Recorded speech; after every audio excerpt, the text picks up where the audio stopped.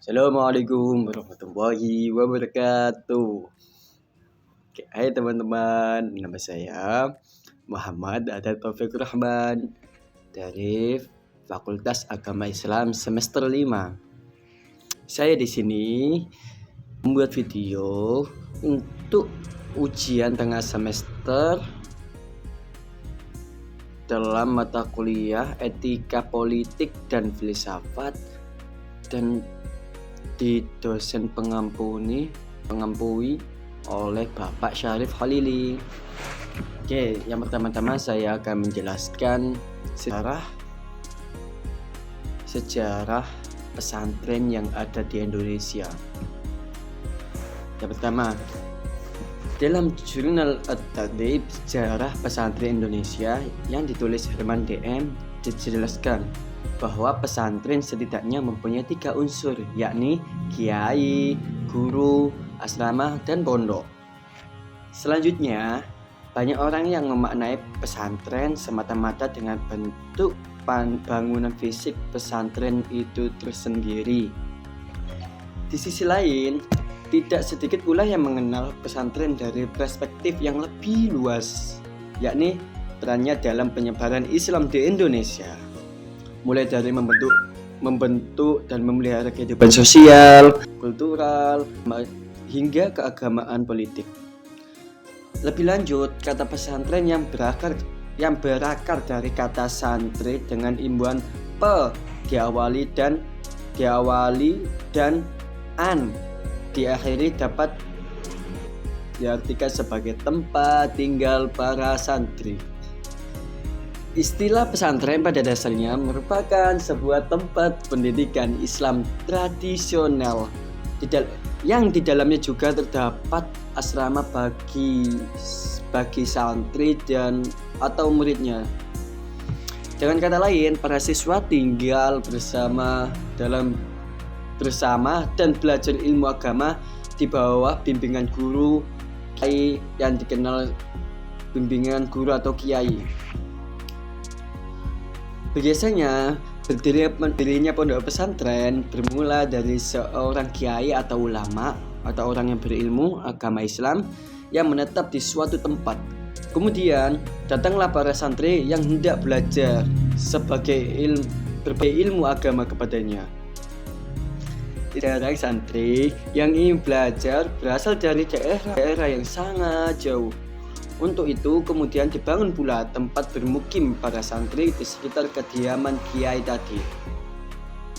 Semakin banyak santri yang ingin menuntut ilmu, akan semakin banyak pula pondok yang dibangun. Jadi pondok itu dibangun tergantung banyaknya santri. Kalau santrinya dikit, ya bangunannya tidak nambah. Cikal bakal lahirnya pondok pesantren diduga ketika Syekh Maulana Ibrahim atau yang lebih dikenal dengan Sunan Ampel Surabaya. Meski pada waktu itu belum disebut pesantren, tetapi bisa dikatakan kalau yang dilakukan Sunan Ampel menjadi peletak dasar-dasar pendidikan pesantren di Indonesia. Jadi ada orang yang berpendapat bahwa pelopor pertama pesantren yang ada di Indonesia adalah Sunan Ampel atau Sunan Maulana Syekh Maulana Malik Ibrahim. Santri-santri yang telah belajar dan cukup ilmu di Padepokan Sunan Ampel dan satu persatu pulang ke daerahnya masing-masing dan mengamalkan ilmunya di sana. Maka murid-murid Sunan Ampel tersebut mendirikan padepokan seperti apa yang telah dia dapatkan di pondok Padepokan Ampel, mengamalkan ilmunya di sana. Maka murid-murid Sunan Ampel tersebut mendirikan padepokan seperti apa yang telah dia dapatkan di pondok Padepokan Ampel. Ulama-ulama besar banyak yang lahir di padepokan tersebut. Melansir dari laman Tebu Ireng Online pada 1899, Kiai Haji Hasyim Asy'ari mendirikan pesantren Tebu Ireng di Jombang. kemudian membentuk organisasi agama yang dinamai oleh Nahdlatul Ulama atau NU, yang kini menjadi organisasi Islam yang sangat besar, bukan sangat besar lagi ya guys ya, terbesar di Indonesia.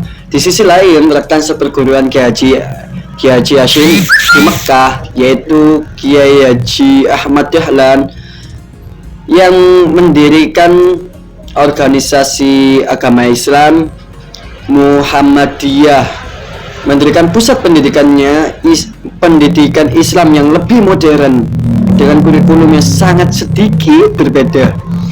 Kini, seiring perkembangan zaman, pesantren-pesantren sudah semakin modern, baik dari kurikulum maupun fisik bangunannya. Meski begitu, kesederhanaan dan keikhlasan yang digambarkan oleh kehidupan kiai dan para santrinya masih menjadi nilai utama yang patut diteladani dan diajarkan kehidupan di pesantren. Karena akhlak itu lebih utama daripada ilmu ya guys ya.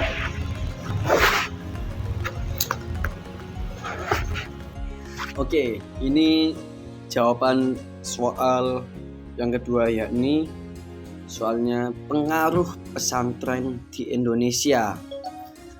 Pengaruh pesantren di Indonesia sangatlah banyak.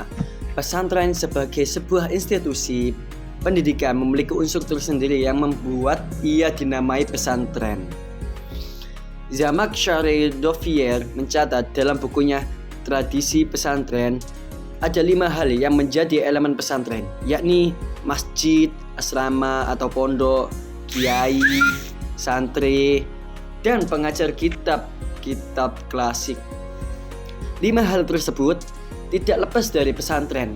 Satu saja di antaranya tidak ada, maka lembaga pendidikan tersebut tidak bisa dikatakan sebagai pesantren. Jika kita mengikuti teori itu, bahkan Ahmad Ginanjar Sya'ban menambah satu hal lagi, yakni sanad keilmuan. Jadi sanad itu harus ada ilmunya ya guys ya, sampai Nabi Muhammad SAW. Sebab dari situlah otoritas keilmuan itu dapat dipertanggungjawabkan, mengingat adanya ketersambungan hingga ke baginda Rasulullah SAW atau penulis kitab yang dipelajarinya. Tidak ada keterputusan hubungan, bukan antara kamu ya guys ya. Hidayatullah mencatat 6 hal tersebut dalam mendokumentasikan 55 pesantren berpengaruh di Indonesia dalam bukunya Dari Pesantren ke Pesantren, Kiprah 55 Pesantren Berpengaruh di Indonesia. Contoh, Pondok Pesantren Al-Masturiyah Sukabumi, Jawa Barat, misalnya, yang didirikan oleh Kiai Haji Masturo.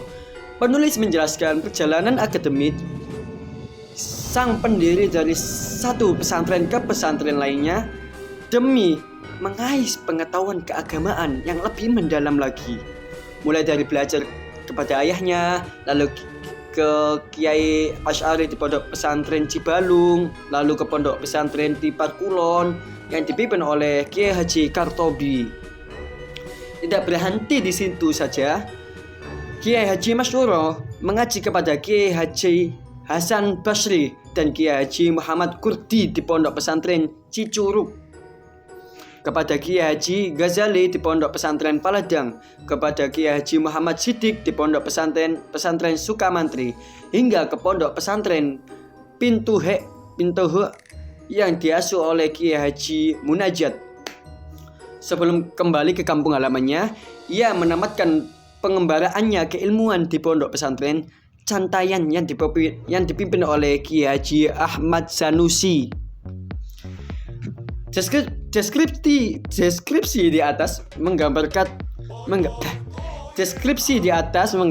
sanad keilmuan yang menjadi salah satu dari 6 rukun pesantren.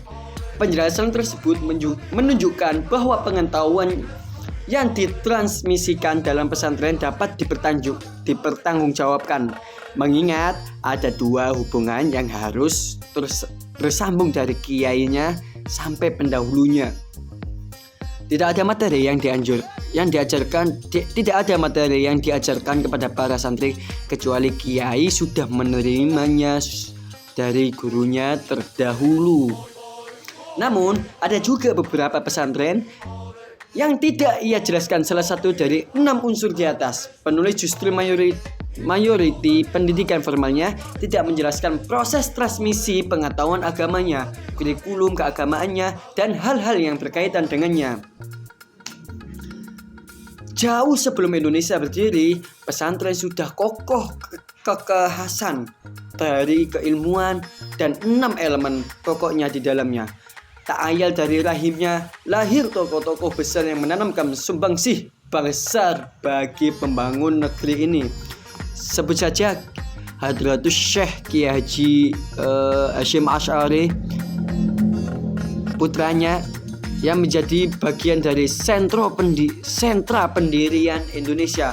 Bahkan salah satu seorang wartawan asal Timur Tengah, yaitu Asad Syahban, sampai menulis buku khusus berjudul Hadratus Syekh Kiai Haji Hasyim Asy'ari, peletak dasar kemerdekaan Indonesia. Kiai Haji Hasyim adalah pendiri Pondok Pesantren Tebu Ireng Jombang, Jawa Timur, sekaligus pendiri organisasi masyarakat terbesar di Indonesia, yakni Nahdlatul Ulama. Sementara putranya merupakan bagian dari anggota 9 perumus Pancasila, sebuah dasar ideologi bangsa dasar. Keduanya merupakan tokoh yang lahir, tumbuh, dan dididik oleh dan dari pesantren. Peran keduanya termaktub dalam buku ini. Tidak hanya itu, resolusi jihad yang dicetus oleh Kiai Haji Hasyim Asy'ari juga melahirkan perlawanan besar di Surabaya, tepatnya pada 10 November 1945. Makanya ada hari-hari tanggal merah atau hari tanggal 10 November itu mesti di tanggal merahkan, karena sebagai penghormatan Hari Pahlawan Indonesia. Peristiwa itu merupakan salah satu kunci pemertahanan Indonesia yang saat itu masih seumur jagung, sangat kecil gitu. Adalah Kiai Haji Abbas Abdul Jamil, sesepuh Pondok Pesantren Buntet, Cirebon, Jawa Barat, yang menjadi panglima perang tersebut. Ia dinanti kehadirannya oleh Mbah Hasyim dan disebut-sebut sebagai singa dari Jawa Barat. Ada juga singa yang dari zaman dahulu ya, zaman Rasulullah SAW, yaitu Hamzah bin Hamzah. Oke. Masih banyak tokoh pesantren yang menjadi kunci perjuangan kemerdekaan Indonesia yang dicatat dalam buku ini, seperti Kiai Haji Nur Ali yang merupakan ikon perjuangan masyarakat di Karawang, Bekasi, dan sebagainya. Hal tersebut menjadi salah satu pengaruh pesantren di Indonesia, yakni dalam memperjuangkan kemerdekaan. Contoh yang disebutkan di atas juga menjadi satu bukti bahwa nasionalisme kaum santri tidak lagi diragukan. Doktrinasi kecintaan tanah air tidak saja disampaikan melalui teori, tetapi langsung diteladankan oleh para kiai, sehingga mudah untuk tinggal mengikuti. Tentu tidak hanya itu pengaruh pesantren bagi Indonesia. Hal terbesar adalah pendidikannya yang sudah berlangsung abad ke abad. Kelahiran para tokoh dari rahim pesantren menjadi bukti kemampuan pendidikan ala pesantren di ranah nasional, bahkan internasional. Bahkan model pendidikan pesantren dicangkok dalam pendidikan formal seperti boarding school dan model pendidikan lainnya. Titik kunci pendidikan pesantren sebetulnya bukan sekedar kurikulum yang disajikan dengan beberapa metode diterapkannya, tetapi juga pada keteladanan kiai yang bisa dilihat oleh para santrinya saban hari. Mereka bisa interaksi langsung setiap hari, baik saat menguji atau sekedar menyaksikan kesehariannya dalam berlaku menjalani kehidupannya. Dari situlah pendidikan karakter tertanam dalam diri para santri Indonesia. Tidak hanya kiai atau pesantren secara kelembagaan, pengaruh pesantren juga tak jarang ditorehkan para alumninya yang menaruh pengaruh besar, baik dengan pergerakannya untuk masyarakat ataupun dengan intelektualitasnya yang banyak menjadi rujukan bagi dunia akademik.